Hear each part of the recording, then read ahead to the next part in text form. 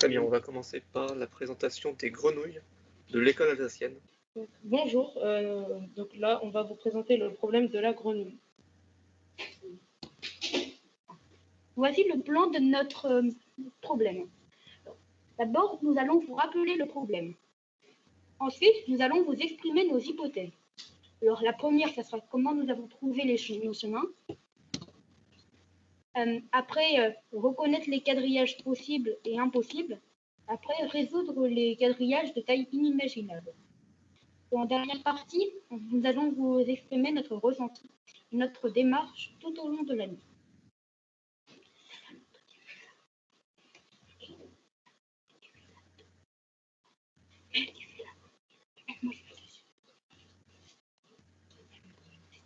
Alors, premier, donc rappel du problème de la grenouille. Petit 1. Une grenouille se déplace sur un quadrillage dont deux coins, en haut à gauche et en bas à droite, ont été retirés. Donc, en 2, la grenouille peut sauter sur les 4 cases adjacentes.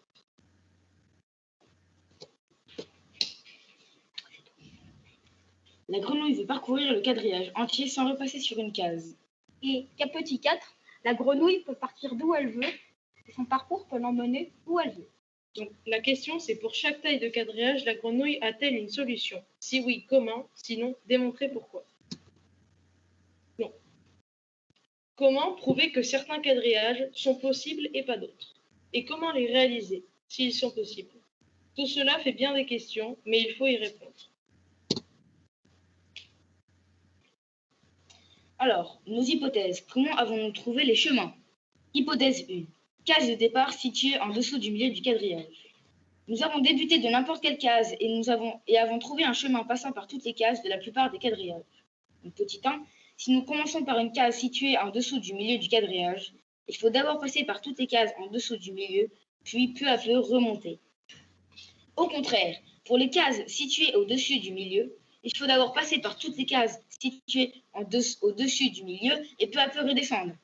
Enfin, pour les cases situées au milieu du quadrillage, nous pouvons partir vers le haut comme vers le bas.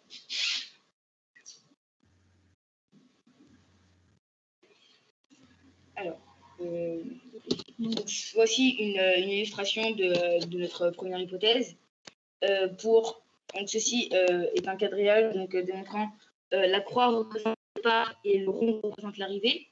Donc là, on commence par une case en haut, au-dessus du milieu, et on peut bien voir que la courbe redescend jusqu'à ce que le quadrillage soit terminé.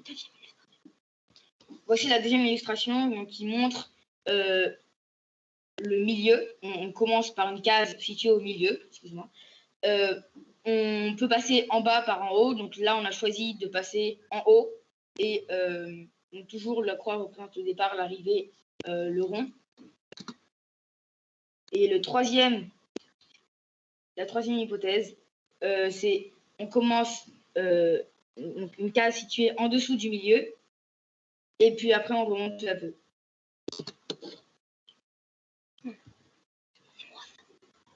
Comment nous pouvons reconnaître les quadrillages qui sont possibles ou impossibles? Alors, un quadrillage qui doit être possible à réaliser, tout en respectant nos hypothèses pour le chemin, doit respecter les critères suivants. Le quadrillage doit impérativement être composé de soit deux côtés de longueur impaire, soit d'un seul côté de longueur paire et l'autre de longueur impaire. Et deux, les quadrillages que nous supposons impossibles, nous n'en sommes pas sûrs, nous ne sommes pas arrivés à le démontrer. Nous pensons qu'ils sont impossibles lorsqu'ils ont deux côtés de longueur paire. Donc, les quadrillages inimaginables, c'est par exemple un exemple, c'est 237 sur 689. Comment les réaliser? Donc, eh bien, il faut raccourcir jusqu'à quelque chose que nous connaissons. Nous avons donc trouvé deux séquences qui permettent de résoudre la plupart des quadrillages en se répétant. Donc, nous avons trouvé une séquence qui permet de résoudre des quadrillages aux longueurs impaires en se répétant. Donc là, voici, c'est la courbe que vous voyez en dessous. Nous avons trouvé une séquence qui permet de résoudre des quadrillages possédant un côté avec une longueur impaire et un côté pair en se répétant. C'est encore celle que vous voyez en dessous.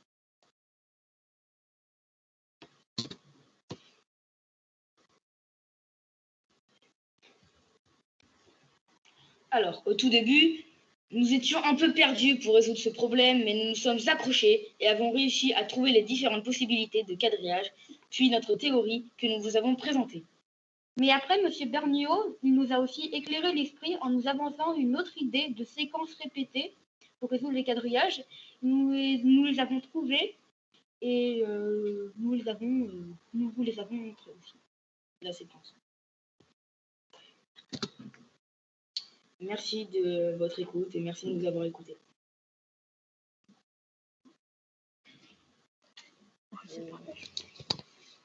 Merci pour votre présentation. Nous avons Timothée qui nous dit que c'était génial et je rejoins plutôt votre présentation. Pourquoi j'affiche là? Bonjour.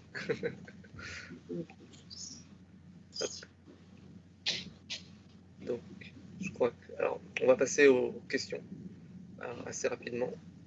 Je vois... Est-ce qu'il y a une question de François? Non, pas. Beaucoup de félicitations du public. Voilà. François. Oula. Jaber. Amine, du coup. Et Johanna, donc, ont plutôt apprécié la présentation.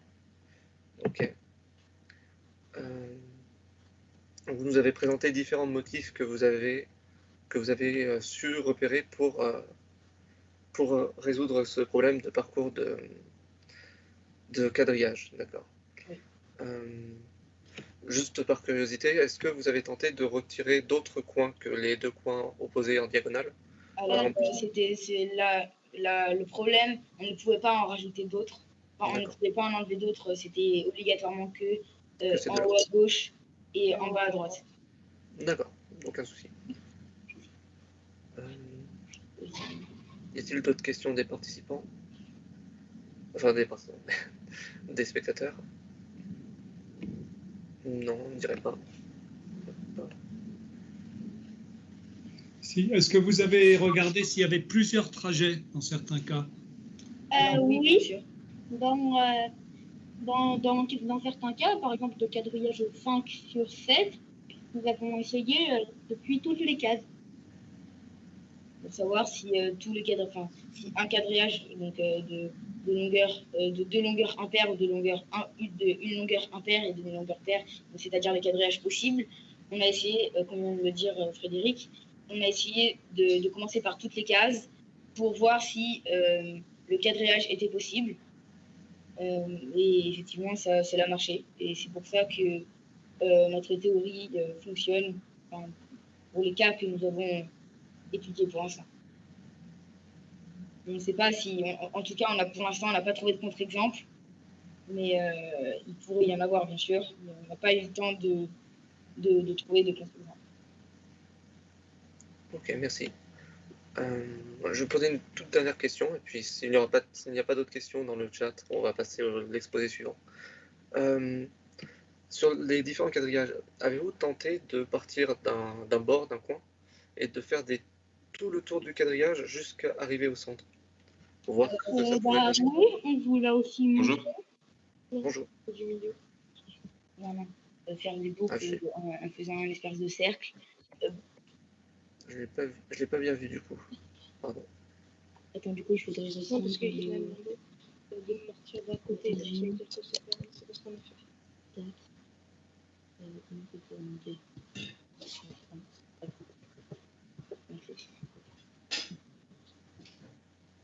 Alors, alors ici, c'est pas vraiment un cercle, mais bon, enfin, on a essayé de contourner un peu le quadrillage et juste à la fin de revenir au milieu comme ici. Mais... D'accord.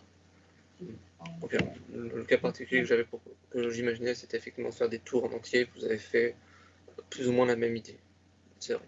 Parce qu'en fait, on a fait quand même beaucoup de quadrillages, mais on ne pouvait pas tous les mettre sur le slide. Sinon, ça aurait pris trop de temps. Enfin, ça aurait été un peu trop important. On imagine bien que vous avez fait beaucoup de tests avant d'arriver à ce genre de structure-là. Oui. Ça se comprend. Très bien. Je ne vois pas d'autres questions. Du coup, on va passer à une autre présentation. Merci beaucoup pour votre présentation. Merci beaucoup. Merci.